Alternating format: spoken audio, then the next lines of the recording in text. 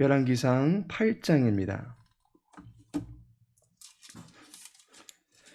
열왕기상 8장 1절에서 11절까지의 말씀입니다. 열왕기상 8장 1절에서 11절까지 우리 함께 읽도록 하겠습니다.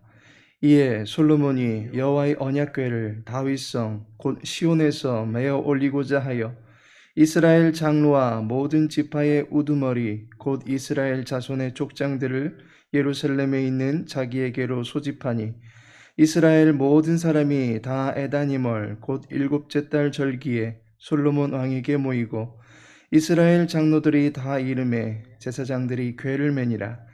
여호와의 궤와 회막과 성막 안에 모든 거룩한 기구들을 메고 올라가되 제사장과 레위 사람이 그것들을 메고 올라가매 솔로몬 왕과 그 앞에 모인 이스라엘 회중이 그와 함께 그 궤 앞에 있어 양과 소로 제사를 지냈으니 그 수가 많아 기록할 수도 없고 셀 수도 없었더라.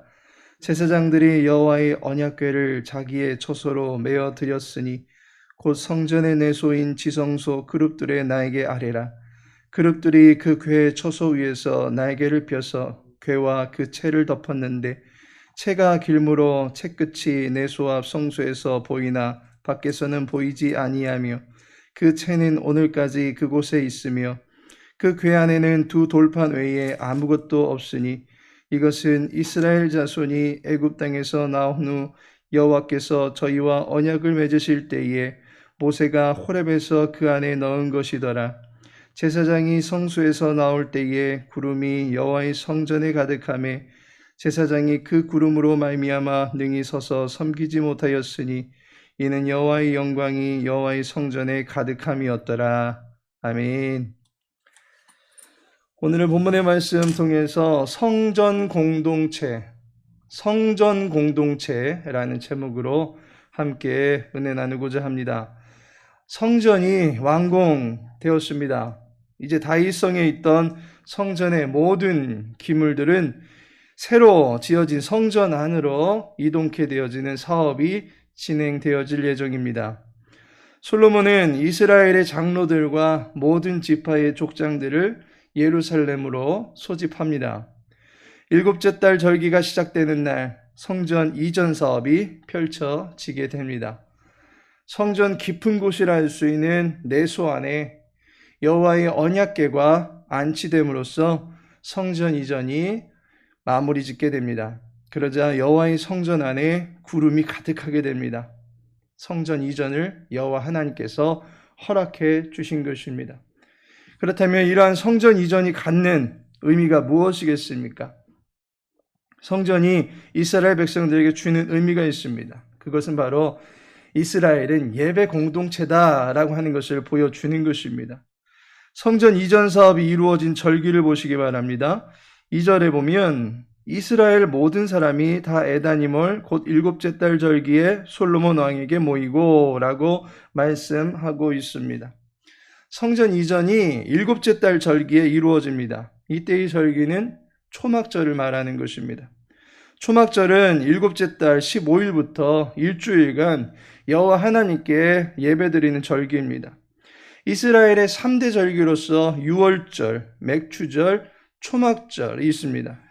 각 명절을 짤막하게 소개하면 이렇습니다. 유월절은 정월에 있는 명절입니다. 출애굽이 준비될 당시에 제정된 절기입니다. 장자가 죽임을 당하는 재앙이 애굽 전역에 임하게 되던 날 어린 양의 피를 문에 바른 집에는 죽음의 사자가 넘어갔습니다. 어린 양의 피를 바르지 않은 모든 집의 장자는 죽게 되었습니다. 6월 곧 넘어가다라고 하는 의미를 지니고 있는 이 명절을 통해서 여호와 하나님께서 우리에게서 죽음이 넘어가도록 보호해 주셨다라고 하는 것을 기억하라고 하는 차원에서 정해진 절기입니다. 죽음을 이기는 방법, 죽음이 힘써보지 못하는 안전한 영역이 하나님 안에 있다라고 하는 것을 보여주는 절기인 것입니다. 맥추절은 6월절이 끝난 후에 7주가 끝난 다음 날에 정해져 있는 절기입니다. 광야에서 첫 수확을 한 것에 대한 감사로 여호와 하나님께 나와 제사하는 절기입니다. 먹을 것, 마실 것이 전혀 없는 광야에서 수확의 기쁨을 경험케 하신 것은 하나님의 은혜다라고 감사하며 드리는 절기인 것입니다. 살 수 있는 방법, 생명을 이어가는 생명줄이 하나님께 있다라고 하는 것을 인정하는 절기인 것입니다.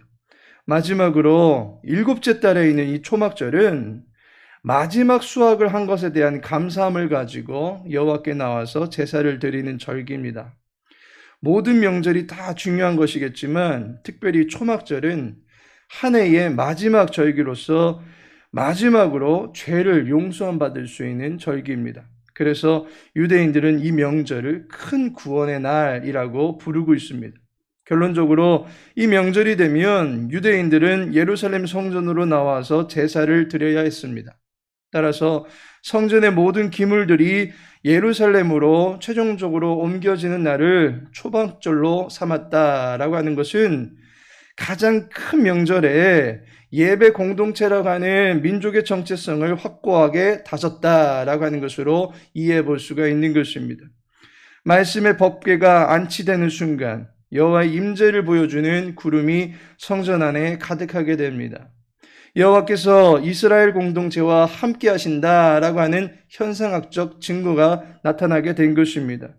예배가 곧 하나님과의 만남일지인데 성전에 가득해진 구름으로 말미암아 이스라엘 공동체 가운데 임재하시어서 그들을 만나주시는 하나님을 예배케 되었던 것입니다. 더욱이 이 명절은 죄를 사함받게 되는 한 해의 마지막 명절이기도 합니다. 성전의 기물들이 제사에 사용되는 것을 볼 때에 성전은 속죄소로서의 기능을 담당하는 곳이기도 합니다. 마지막 명절, 마지막 제사를 통해서 이스라엘에 지나온 모든 죄가 사함을 받게 되었으니 이제부터는 여호와의 성결한 공동체로서 새로운 역사적 출발을 하게 된다라고 하는 것을 보여주는 것입니다.